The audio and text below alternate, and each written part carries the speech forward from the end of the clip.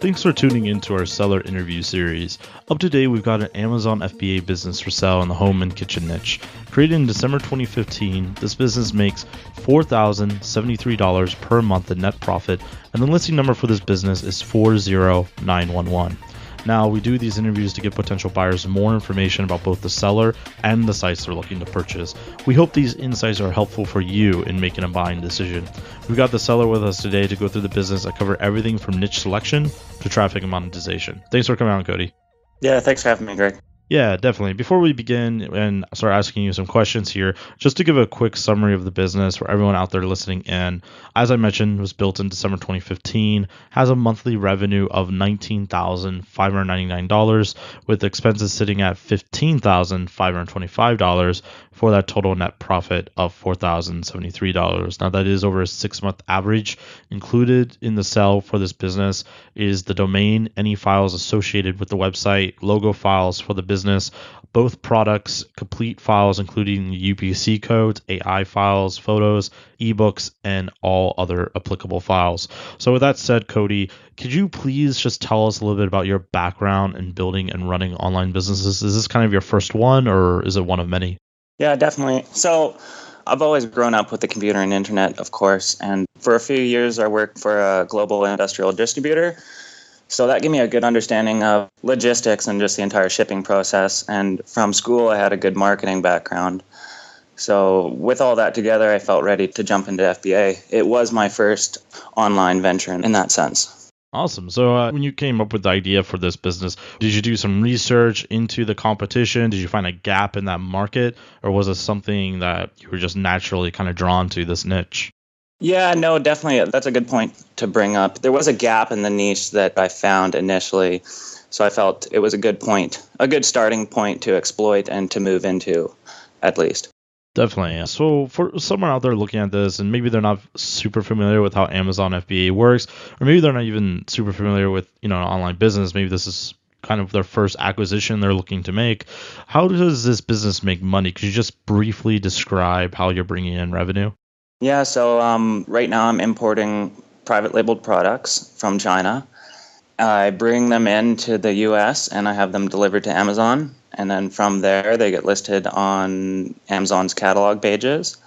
And when a consumer comes in, makes a purchase, Amazon then packages and ships a product without me touching it, and then deposits the money into my account. Is a perfect description of it. It's a beautiful system that Amazon has kind of opened up here. With that said, I mean, you're not touching the product, you're making a healthy profit. Why are you selling the business? Why not keep it and grow it? I have one business that I do that's offline, and I have another one that I'm looking to get into online as well. So I'm looking to be able to better categorize my time right now and not let this business be pushed to the side. It's a great reason to sell, actually. We often cite the best time to sell is when you've kind of reached your bandwidth and you're focusing on other projects. Sell it before the focus on other projects tears down the other business, right? So that's a good idea. Yeah, just generally stretch for time, right? When you're trying to operate one business and you got something offline going and then you're trying to get into another one, you need to prioritize your time better, right? Definitely. So what's the plan after the sale? Are you planning on using the capital you gain from this into your other businesses? Are you looking to go on vacation? Do you have any ideas for it? I plan on putting 100% of the capital into the new venture that I have currently. Excellent. Starting right now. So going back in time here a little bit, when you first started this business, what was the trajectory of it? Did you find you were getting customers pretty quickly once the products went live on Amazon, or did that take a while? I found it took about 3 months to become cash flow positive from when I started. Back then, you do product giveaways for reviews, so to get initially ranked. So that all comes out of your initial profit. So it took about 3 months until I was cash flow positive, and then ever since then, it's just been growing. Excellent. Is there anything you learned from this business that you might be applying to your future venture, like perhaps the one you're doing right now, something you did with this business that just really worked for you? Time and dedication, to be honest. Time and dedication is what I'll be putting into the next business and anything future from there. That's a simple answer, but at the same time, a very elegant answer in the sense that well, as entrepreneurs, we tend to have kind of shiny object syndrome, right? So it's very easy to lose the time and dedication to other projects, which is exactly why you're selling the business right now, right? So Yeah. makes sense. Is there anything you did with this business that you kind of wish, you're like, I really wish I hadn't done that, something that just didn't work? The one thing that I wish I hadn't done is I wish I hadn't taken a step back, and I wish I had implemented a bit more products in the beginning. So that's the positive for the next buyer of the business, is that there's a great opportunity to add new products to the business. And that's one thing that initially that I had thought of doing. Is there a reason why you didn't do it initially? Was it just not enough capital, or you just didn't think about it till later? Exactly. It was capital. Starting off and introducing new products can be very capital intensive. Right, that makes sense. So you're saying that there's a lot of room to grow within the same niche with the brand, is that correct? Oh yeah, there's a lot of room to grow. So there's 2 SKUs, and they both fall under the home and kitchen, but they are under different niches. So with both SKUs, they could have new products added in to create a full product line. Interesting. And are both SKUs underneath the same brand, or are they two different brands? No, they're both under the same brand. Okay. Now, you mentioned before we started recording, that one of the SKUs is on pause. Would you mind just talking about that a little bit for our audience here? Yeah, no, definitely. So in around October, it was right about the period where everybody's making their Q4 orders and their large purchase orders for the Christmas months. So at that time, the manufacturer for the second product that's paused, they were upgrading parts of their manufacturing line. So I had to make a decision to wait or to take the capital from that product and then ramp up the first one. So I ended up doing that, and it worked well for the first product, but now the second SKU is paused currently, but it's just waiting to get new inventory put into Amazon. And that makes sense. As far as shipping your products, you're shipping from China. You're selling in just the American market, just the USA market, or do you have other markets as well you're selling in? No, just currently the USA market. So that's another great point to bring up. There's a lot of room to grow within the Canadian market and the entire European market.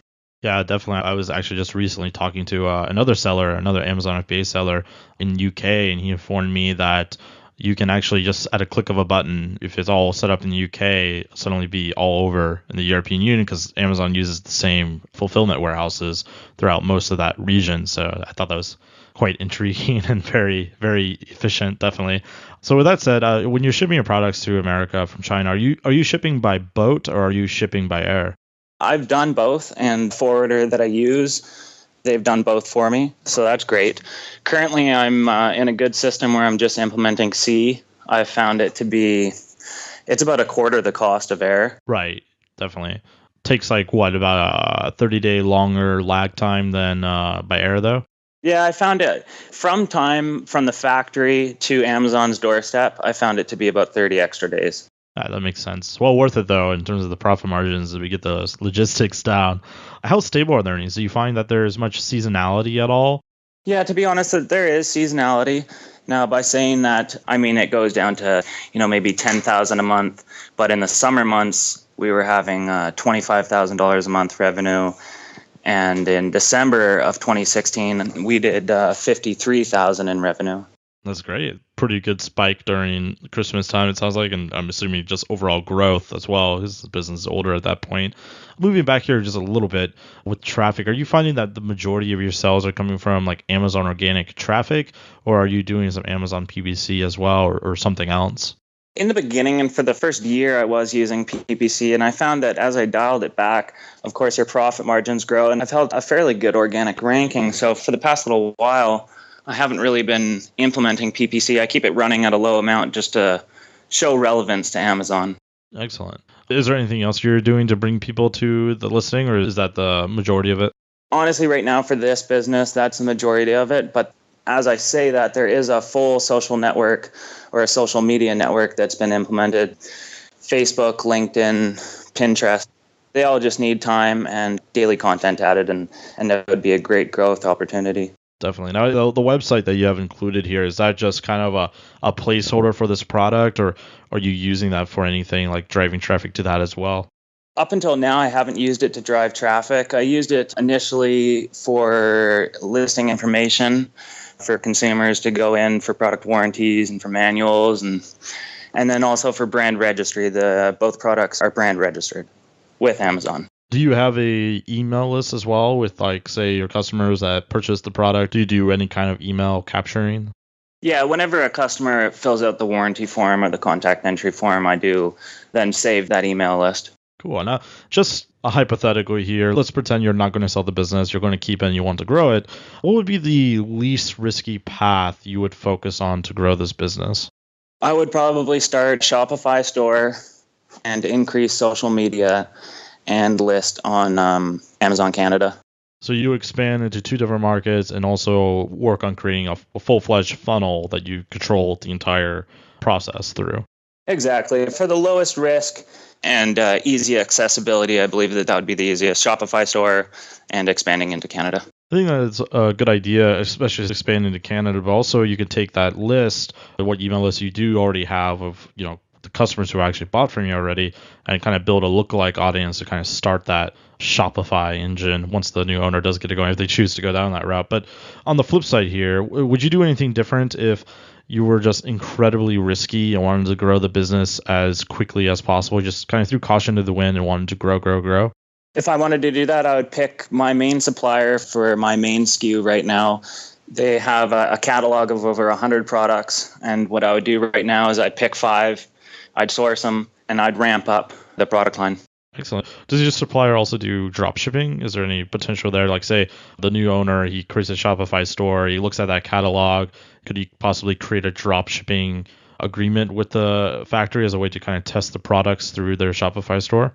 That's nothing that I've specifically brought up with the supplier, but up until now, any special request or anything that I've needed has always been immediately met by them. So Interesting. I honestly wouldn't put it past them, that's for sure. I'm always interested in that because I met another Amazon FBA seller who did something, or not seller, just a e-commerce store. They did something similar. They would drop ship the product, test it, and then contact that supplier to actually just source it themselves, which I thought was a very, very cool strategy. Yeah, definitely. With that said, with talking about risk, what do you think the biggest risk is for a buyer of this business that they should be aware of? Just kind of actually going back through what we spoke about, I would say that one of the bigger risks would be, as is with anything, adding a new product in. But to mitigate that risk, I'm willing to sell the Amazon seller account. Now, with that account, I have over 400 5-star rating for feedback. So now what that does is it'll help rank new products quicker opposed to a new account. Really? So your account has the 5-star reviews, not the actual products? Is that the way that works, or? No. So the listings, they have reviews, and customers review the product.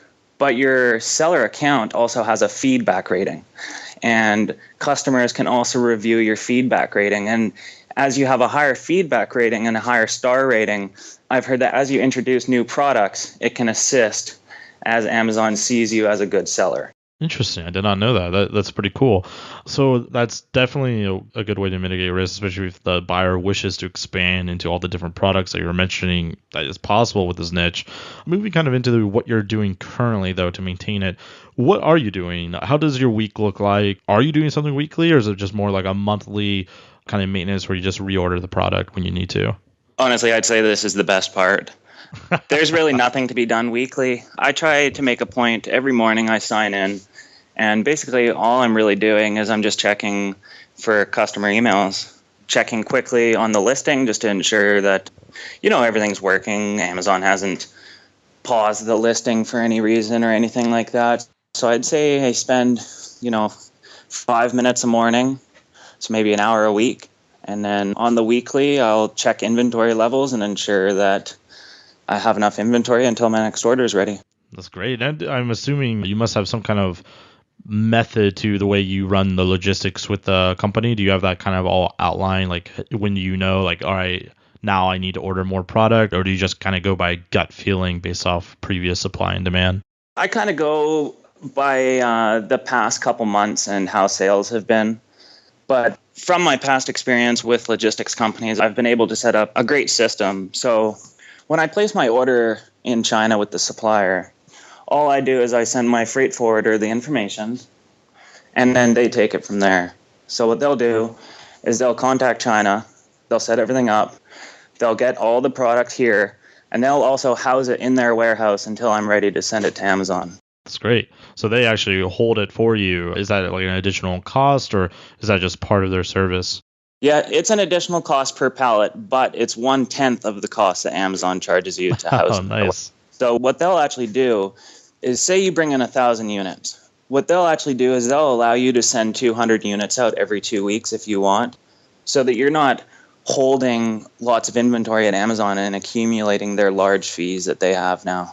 That's a great move, especially because I'm assuming it's way faster to ship from the freight forwarder than it is to ship from China. So you probably overstock a little bit there, and you kind of have a good cushion there. Exactly. I look at it as my own personal warehouse with employees that I call up and I say, can you get a pallet together with 17 cartons? Here are the labels. Call up the shipping company or the trucking company. They'll be there tomorrow.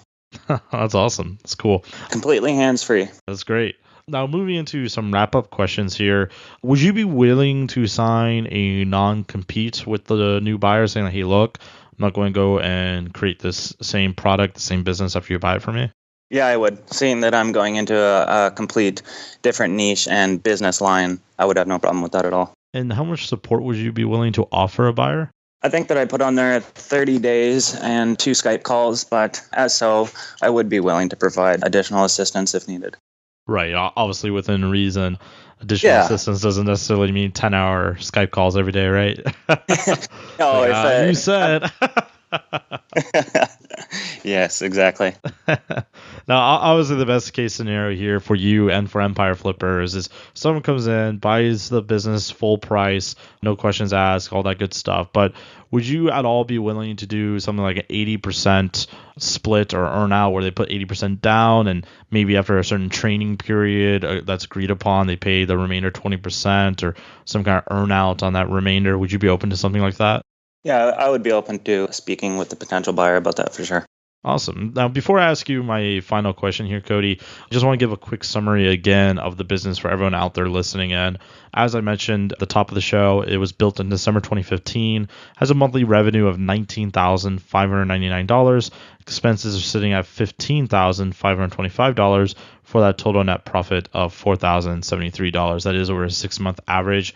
Included with the sale is the domain, any of the files associated with the website, logo files for the business, both products with one of the SKUs currently on pause, but ready to go when the new buyer wants to unpause it. The files include the UPC codes, the AI files, photos, the ebooks, as well as any and all other applicable files. So with that said, Cody, my final question for you is, what is your best pitch in 30 seconds or less on why someone should purchase this business? Oh, that's a good one. I tried to make it a real doozy. I've heard you in the past call these the job-killing income providers.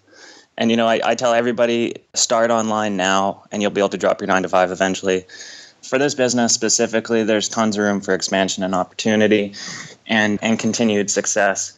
It's really for somebody that's looking for the freedom to operate a business from any location around the world. I agree, and it is a job-killing level for sure. It's a healthy profit, and definitely has room for expansion. It's Amazon FBA is kind of like e-commerce on training wheels in a sense, in that there's so much of it is already taken care of you by Amazon, right? So that makes it very nice for someone just getting into the crazy world of e-commerce for sure. So I definitely agree with you there. For everyone out there, if you're watching this on YouTube and you want more information, the link will be below this video that would take you to the marketplace listing. If you're watching this on our actual listing page and you want more information, you can become a depositor today. It's super easy. All you have to do is click the button, make a deposit, and you'll be given everything you need to review this business. So Cody, thank you